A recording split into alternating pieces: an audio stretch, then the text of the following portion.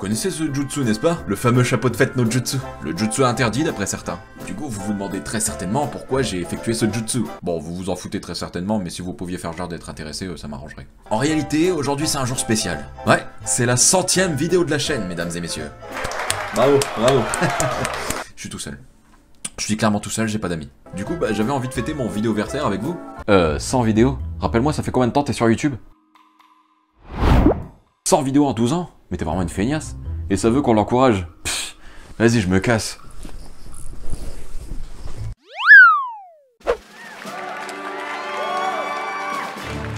Les gens qui me connaissent, et si tu ne fais pas partie de ces gens, ça veut dire que t'es pas encore abonné. Alors je t'invite à le faire tout de suite. Savent que j'aime l'animation japonaise parce qu'elle me permet de trouver n'importe quel genre d'animé qui me permettra de m'évader le temps d'un instant. Ouais, les choix sont tellement nombreux qu'on peut trouver des thèmes comme l'aventure, la trahison, la puissance, le... Ouais, non, peut-être pas ce thème-là. Je vais quand même noter le nom de l'animé, hein, ça peut toujours servir pour une review. C'est ça, une review. Mais ce que j'aime encore plus, c'est quand tous ces thèmes sont réunis en un seul animé, faisant ainsi de cet animé une œuvre qui me marquera et qui restera gravée dans ma mémoire. Et pour tout vous dire, c'est exactement le cas de l'animé que je m'apprête à vous présenter aujourd'hui. Ouais, parce que l'animé en question va vous faire vivre une aventure hors du commun, le tout bercé par une multitude d'actions, des trahisons à foison, des retournements de situation complètement dingues, et même des personnages vraiment fascinants. Cet animé en question, c'est Shoukoku no Altair, un animé de 24 épisodes qui, personnellement, a réussi à me transporter dans une aventure complètement folle, une aventure qui m'a surpris et qui m'a fait vivre un moment vraiment magique. Alors si, comme moi, vous avez envie de découvrir un véritable chef-d'œuvre, je vous invite à vous installer confortablement, à prendre un petit truc à manger, et sur ce, c'est parti pour la présentation garantie, zéro spoil. Disclaimer.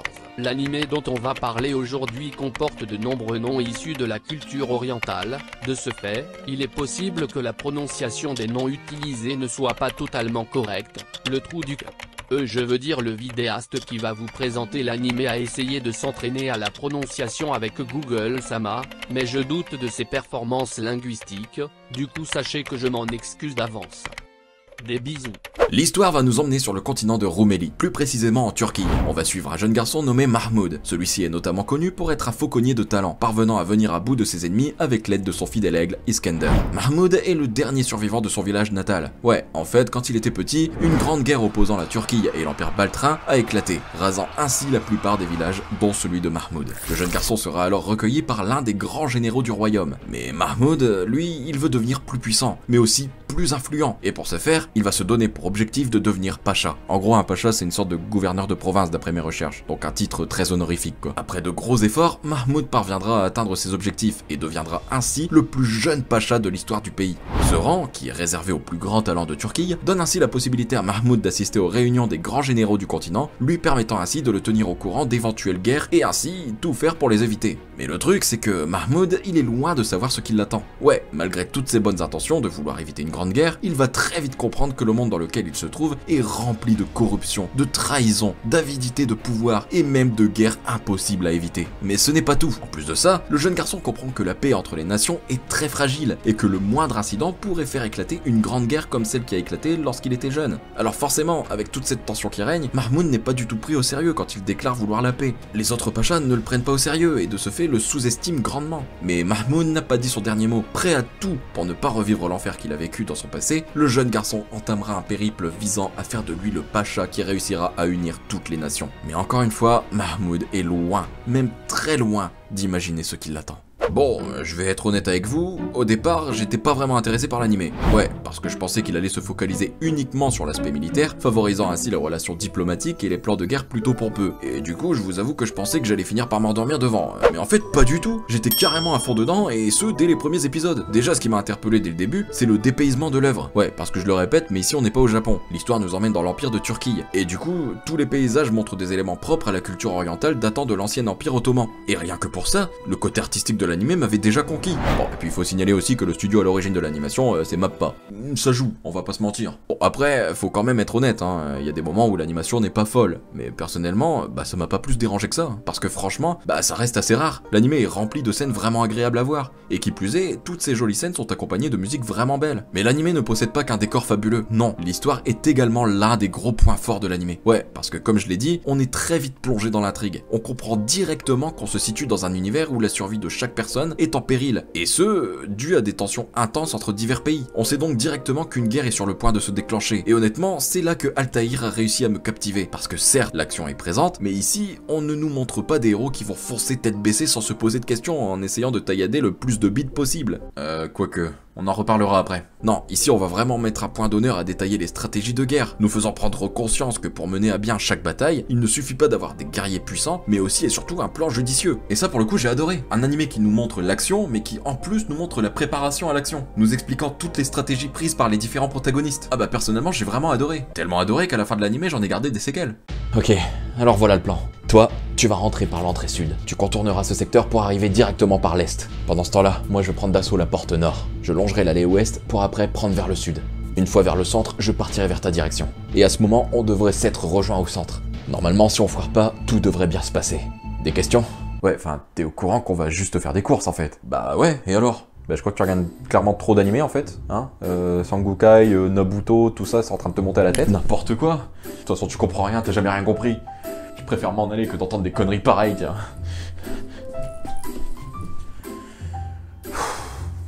Non vraiment, l'action de l'anime est à la fois montrée à travers différents combats vraiment palpitants, mais également à travers les nombreuses stratégies militaires prises tout au long de l'anime. Ouais, parce que croyez-moi, même du simple blabla militaire, ils arrivent à le rendre épique. Ah, je vous promets, les musiques qui accompagnaient tous les dialogues et même tout le reste, il y a des moments ça m'a foutu des sacrés frissons. Outre ça, l'histoire est vraiment prenante de par la surprise qu'elle crée. Ouais, parce que très vite, comme je l'ai dit plus tôt, on nous fait comprendre qu'une guerre violente se prépare, certes, mais également que dans l'ombre, bah il y a tout un tas de choses vraiment pas jolies qui se passent, comme des trahisons, des complots visant à prendre le pouvoir, des meurtres, etc., etc. Et du coup, bah on n'a pas le temps de digérer une chose qu'une autre se passe, et on se demande sans cesse où tout ça va mener. Et franchement, moi qui avais peur d'être perdu au bout d'un moment, ou même d'être lassé, bah pas du tout, j'étais carrément à fond dedans et j'ai même pas vu les épisodes passer. Pour vous dire, chaque jour j'attendais le soir avec impatience pour regarder un nouvel épisode. Bon après le problème c'est qu'avec mon investissement dans le visionnage de l'animé, bah l'heure du dodo était passée de 23h à 1h du matin. Ah par contre l'heure du réveil, elle avait pas bougé. Ah je vous promets, le lendemain je ressemblais à Dabi dans My Hero Academia. Le côté badass en moins. Non, ce qui m'a un peu refroidi au départ, bah c'est le personnage principal. Mais rassurez-vous, c'était juste pendant 2 ou 3 épisodes.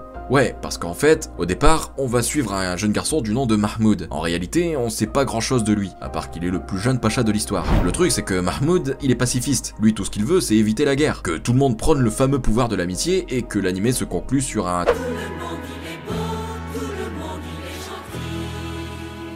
Mais bon, comme vous vous en doutez, la guerre c'est pas aussi simple que ça. Alors du coup, bah tout le monde le prend pour un gamin qui prend ses rêves un peu trop pour des réalités. Ce qu'il est vraiment quand on y pense. Mais en vrai, c'est pas ça qui m'a le plus frustré. Non, en fait au départ, Mahmoud va tout faire pour prouver qu'il est capable de rétablir la paix. Il va tellement vouloir le prouver qu'il va toujours foncer tête baissée, n'écoutant pas ses supérieurs, se convainquant d'être à la hauteur de la situation. Mais en fait, pas du tout. Il va plus mettre en danger ses compagnons qu'autre chose. Ah je vous jure, j'avais envie de lui mettre des baffes par moment.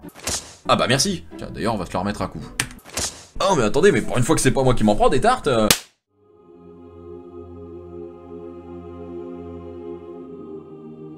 Mais comme vous vous en doutez, jamais je n'aurais dit que l'anime était un chef-d'œuvre si le personnage principal m'avait énervé du début à la fin. En réalité, Mahmoud est l'un des personnages les plus approfondis qu'il m'ait été possible de voir. Ouais, parce que son côté puéril du début va peu à peu laisser place à un chef de guerre respectable. Mahmoud va comprendre que chaque erreur a un coût, que la vie de Pacha n'est pas aussi facile qu'il croyait. Il va devoir faire ses preuves, accomplir de grandes choses et gagner le respect des gens. Peu à peu, son ascension va lui faire obtenir une grande notoriété. Peu à peu, il va devenir une légende, un garçon connu de tout le continent comme étant un réel prodige. Et honnêtement, cette évolution fait réellement plaisir à voir. On s'attache peu à peu à lui et on a envie de voir jusqu'où son ascension va aller. Parce que je vous promets, à chaque fois qu'il nous surprend, bah, il réussit à nous surprendre encore plus la fois d'après. Vous l'aurez donc compris, Mahmoud est un personnage vraiment complet. Il est intelligent, il sait se battre, il a des convictions, et qui plus est des convictions auxquelles il s'accroche vraiment, mais comme tout personnage principal, il pourrait pas accomplir son périple tout seul. Et là aussi, tous les autres personnages présents dans l'anime m'ont bluffé. Chaque personnage est attachant, chaque personnage possède un caractère fort qui nous donne directement envie d'en savoir plus sur lui. Et honnêtement, l'anime parvient à bien nous introduire les personnages sans pour autant déborder dans un récit lassant. Au contraire, chaque nouveau personnage présenté suscite directement l'intérêt du spectateur. Enfin,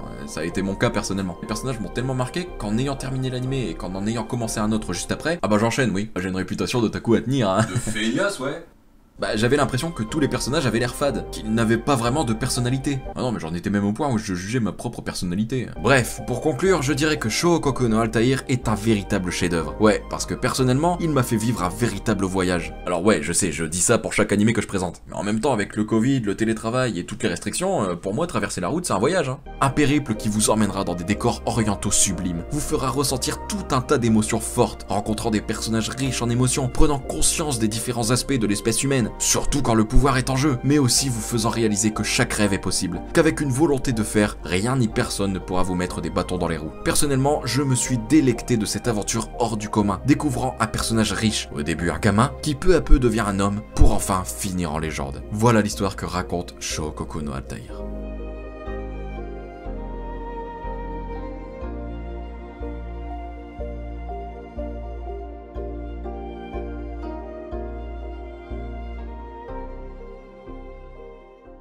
Voilà ce qui conclut cette vidéo, j'espère que je vous aurai donné envie de regarder l'animé, et que vous apprécierez aussi, enfin surtout même. Avant de nous quitter, comme d'habitude, je vais répondre à 3 commentaires aléatoires sur la dernière vidéo, et encore une fois j'ai rien préparé, il faut que j'aille les chercher moi-même. Premier commentaire de Mélanie Fort qui nous dit « Pour moi l'action ne fait pas un bon animé, ça peut contribuer, mais par exemple certains slice of life m'ont énormément marqué et je prends plaisir à les revoir. » Eh ben écoute Mélanie, c'est tout à fait pareil pour moi. Je vous jure, j'adore l'action dans un animé, mais il y a des moments où certains animés qui n'ont pas du tout d'action m'ont carrément plus bouleversé qu'un animé où il y avait de l'action, de l'aventure, des retournements de situation, tout ça. Par exemple, regardez Orange. Orange, pour moi, c'est un animé un peu sous-coté, hein, je vais pas vous mentir.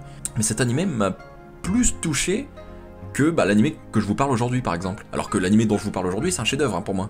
Mais je sais pas, Orange avait un petit quelque chose, une sorte de direction artistique qui était vraiment touchante et très prenante dans sa façon d'expliquer les choses et dans sa façon d'aborder les problèmes sociaux qui existaient dans l'animé quoi. Donc oui, Mélanie, je suis d'accord avec toi, l'action ne fait pas forcément un bon animé, et que effectivement ça peut y contribuer. Bref, merci pour ton commentaire. Deuxième commentaire de Léo01 qui dit « Moi personnellement j'adore les animés slice of life et chill, ou même drame, je préfère même ça à l'action personnellement. » Ah, je me rends compte que vous êtes beaucoup à aimer les slice of life au final. Je vous avoue que je connais beaucoup de slice of life que j'ai laissé de côté parce que j'avais peur que ça n'intéresse pratiquement personne, mais au final je vais commencer à les ressortir. Hein.